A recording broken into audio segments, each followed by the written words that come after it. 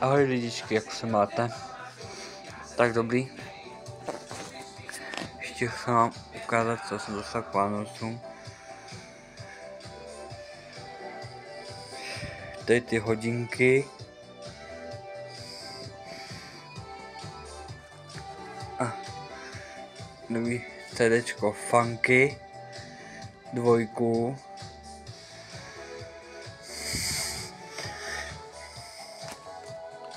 A tohle těžkého pokondra CD a DVD, DVDčka to.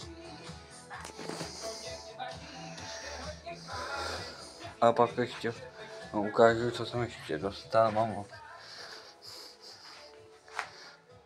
auta a to. Tak se mějte. Zase se někdy ozvu. Čus.